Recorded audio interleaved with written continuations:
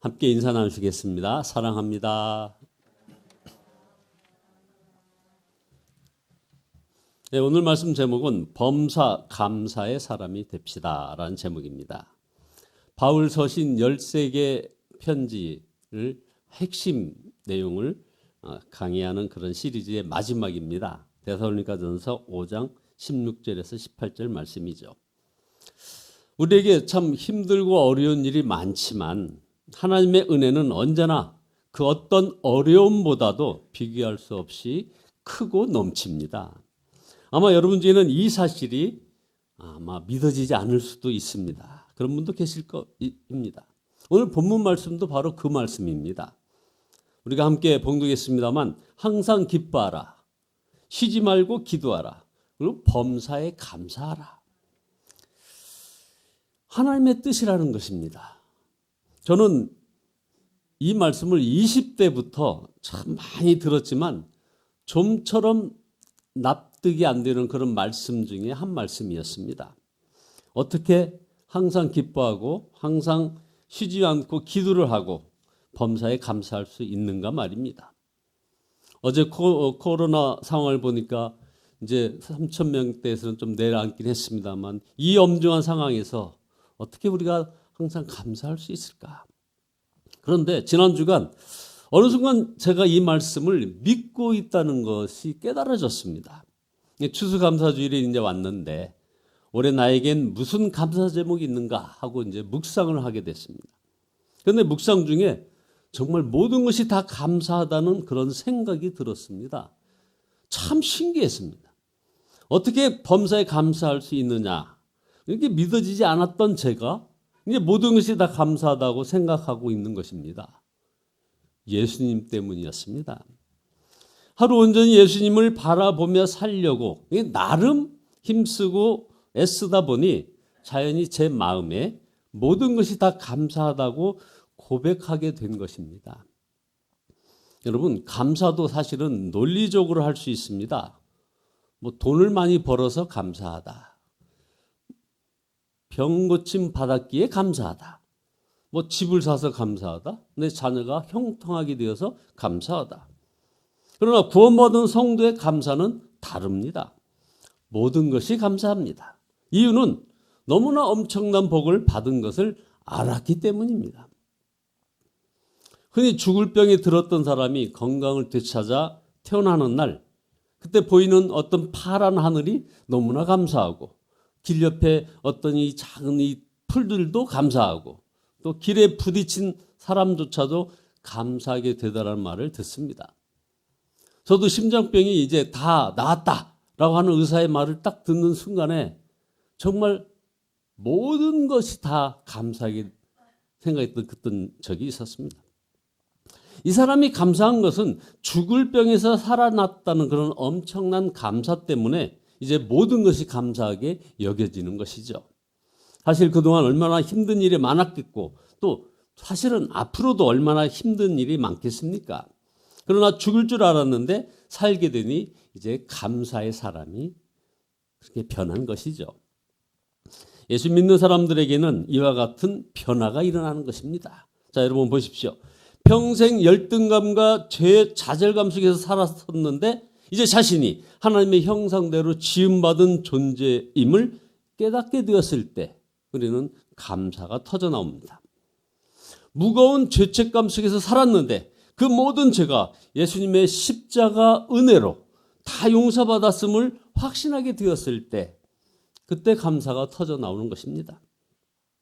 철저히 자아중심, 죄의 종로로 타고 살았었는데 옛사람이 이제 예수님과 함께 십자가에 이미 죽었음을 깨닫고 이제는 주 예수님이 주인이신 그런 삶을 살게 되었을 때 여기에 감사가 터져 나오는 것이죠. 예수님의 마음에 계심을 바라보는 그런 눈이 뜨이니 이젠 존재가 감사의 사람으로 달라진 것입니다. 감사의 사람이 되었다는 것은 어떤 조건 때문에 감사하는 사람이 아니라 이제 모든 것이 다 감사한 사람이 되었다는 말입니다. 그래서 언제나 감사요, 범사에 감사뿐인 것이죠. 그래서 오직 감사만 하며 사는 것입니다. 여기 데살로니가전서 5장 18절에 범사에 감사하라는 이 말씀은 사실은 예수님의 생명으로 사는 사람들에게 하는 그런 권면의 말씀입니다. 예를 들어 봅시다. 손영원 목사님은 두 아들이 순교했을 때 그 아들들을 죽인 원수 공산당 청년 안재선을 양자로 삼고 또 그가 사형당할 처지에서 살려주었습니다. 그것도 대단한 일이지만 더 놀라운 것은 두 아들의 장례식에서 9가지 감사를 하나님께 올려드렸습니다. 작년에 이동원 목사님의 사례도 마찬가지 아닙니까? 둘째 아들이 암투병 끝에 이제 소천을 하게 됐고 그 장례식에서 10가지 감사를 올렸던 것을 우리는 압니다. 이처럼 거듭난 영이 산 사람은 어떤 처지에서도 감사할 이유를 깨닫게 됩니다. 다윗은 시편 23편에서 여호와는 나의 목자시니 내가 부족함이 없으리로다 이렇게 말했습니다. 그렇습니다. 목자이신 예수님을 마음에 모시고 사는 사람에게서는 부족함이 없다 이런 고백이 나오는 것입니다. 그래서 고난도 축복임을 깨닫고 감사하게 된다 이 말입니다. 보십시오. 다윗이 사울 왕에게 쫓겨다니다가 짐승들이 사는 그 광야 굴 속에 피신하였던 적이 있었습니다. 그 어둠컴컴한 굴 속에서 다윗은 무릎을 꿇고 얼굴을 땅바닥에 대고 사실 얼마나 울었는지 모릅니다. 그렇게 밤새 울며 기도하다가 새벽이 되었는데 다윗의 마음에 변화가 왔습니다. 비록 굴속이지만 여전히 하나님께서 함께 하심을 알았다는 것이죠. 하나님을 바라보게 되자 눈물과 한탄의 기도가 이제는 감사와 찬양이 되었습니다. 그래서 그가 부른 시가 시편 57편 7절에서 11절 아닙니까? 하나님이여 내 마음이 확정되었고 내 마음이 확정되었사오니 내가 노래하고 내가 찬송하리다. 내 영광아 깰지어다 비파야 수금아 깰지어다 내가 새벽을 깨우리로다. 다윗만 아닙니다. 하박국 선지자도 그랬습니다. 하박국 3장 17절에 비록 무화과나무가 무성하지 못하며 포도나무에 열매가 없으며 감람나무에 소출이 없으며 밭에 먹을 것이 없으며 우리의 양이 없으며 외양간에 소가 없을지라도 나는 여호와로 말미암아 즐거워하며 나의 구원의 하나님으로 말미암아 기뻐하리로다. 하나님을 바라보는 눈이 열린 사람은 아무것도 거둘 것이 없어도 감사하게 되었다 이 말입니다. 빌립보에서 전도하다가 붙잡혀 매를 맞고 지하 감옥에 갇혔던 사도 바울과 실라 한밤중에 찬송을 불렀습니다. 그리고 지진이 일어나는 기적이 일어났던 것입니다. 함께 하시는 주님을 바라보았기 때문입니다. 저는 이번 이 설교를 준비하면서 사실 어제는 갑자기 마음이 막 무거워지는 것을 느꼈습니다.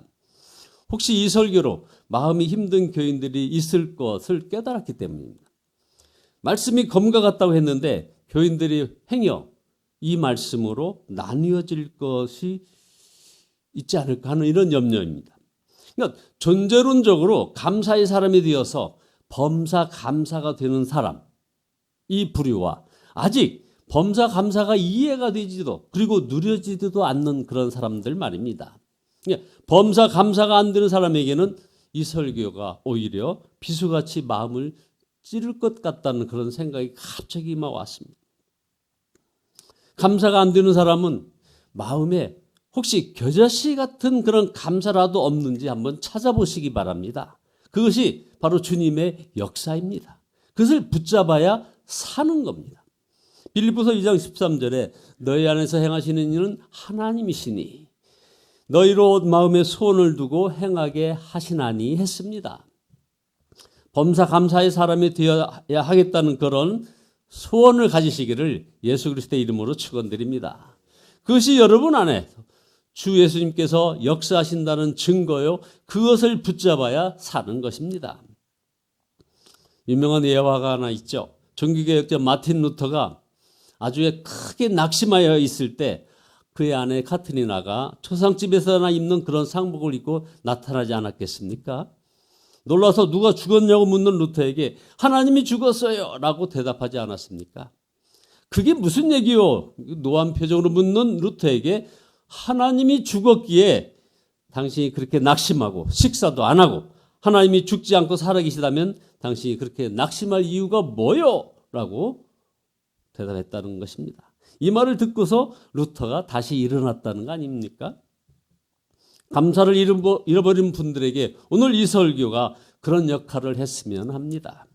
지금은 범사에 감사하라는 이 말씀 앞에서 행여 우리가 갈라졌지만 주님 앞에 서는 날에는 여기에 있는 모든 이들이 한 사람도 빠지지 않고 다 함께 서가지고 모든 것이 감사합니다 하고 찬양하여야 하지 않겠습니까? 범사 감사의 이 믿음이 겨자씨만이라도 있다면 그 감사를 붙잡고 고백하고 그렇게 사는 그런 훈련을 우리가 해야 되는 것입니다. 주 예수님을 바라보는 것은 사실 감사 훈련이라 이 말입니다. 말씀의 결론을 내리겠습니다. 하나님의 자녀들의 감사는 남보다 무엇을 많이 가졌다거나 원하는 것을 받았기 때문에 드리는 그런 감사가 아닙니다. 살기 힘들고 하는 사업이 좀 부진하고 돌아가는 이 정치판이 짜증나고 경제가 어렵더라도 불만과 불평, 실망과 좌절, 자포자기하지 않는 데 있습니다. 그저 감사하고 찬송하며 사는 것입니다. 언제나 함께 하시는 주님을 바라보기 때문에 그런 것입니다. 그러면 언제나 은혜는 풍성하고 차고 넘침을 알게 됩니다. 이 추수감사주일 2주간은 우리가 복음의 비밀을 감사로 드러내시어서 우리 인생을 뒤집으시려는 그런 놀라운 축복의 날들인 것입니다. 우리는 이미 범사 감사의 사람이 되었습니다. 감사로 인생이 바뀐 사람들입니다. 또한 감사로 모든 것을 바꾸는 사람이기도 한 것입니다. 감사가 되면 살 길이 열립니다. 고난이 크다면 이제부터 진짜 감사함으로 살아보시기 바랍니다. 성령의 역사하심으로 이 시간 그 마음에 감사 기적이 일어나기를 예수 그리스도의 이름으로 축원드립니다. 기도하시겠습니다. 전능하신 하나님께 찬양과 경배를 올려드립니다. 아버지 하나님, 회개합니다. 우리 속에 이 많은 감사의 여건이 있음에도 감사하지 못하고 불평과 불만 가운데 살아왔음을 고백합니다. 주여 용서하여 주시옵소서. 이제 저희들의 감사로 저들의 인생이 바뀌게 하시니 더욱 감사드립니다. 감사로 모든 것을 바꾸는 사람이 되게 하시니 감사드립니다. 저에게 임한 고난도 감사할 수 있게 하시니 감사드립니다. 아버지 하나님, 감사 기적을 허락하시니 감사드립니다. 아버지 하나님, 주님과 동행하게 축복하여 주시옵소서. 예수 그리스도의 이름으로 기도드리옵나이다. 아멘. 301장입니다.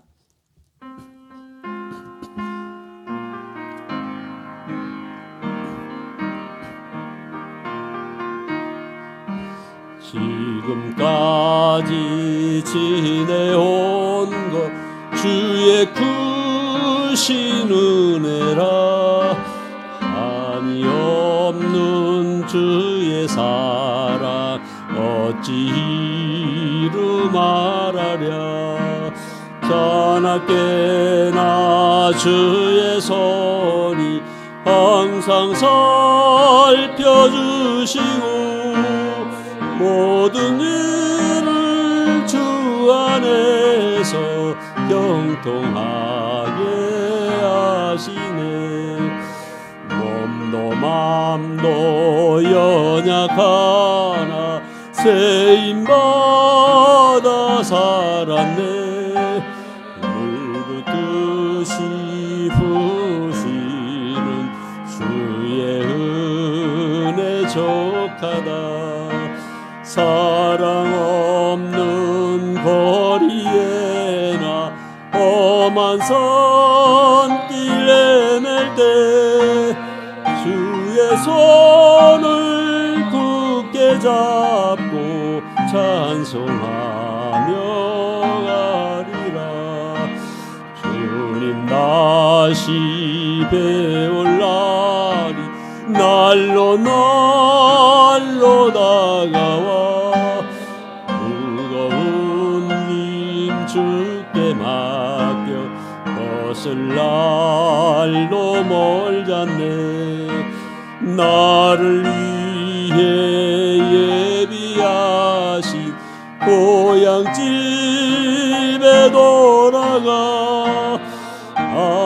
아버지의 품 안에서 영원토록 살리라. 아멘. 주여, 삼창하시네 동서로 기도하시다가 돌아가시겠습니다.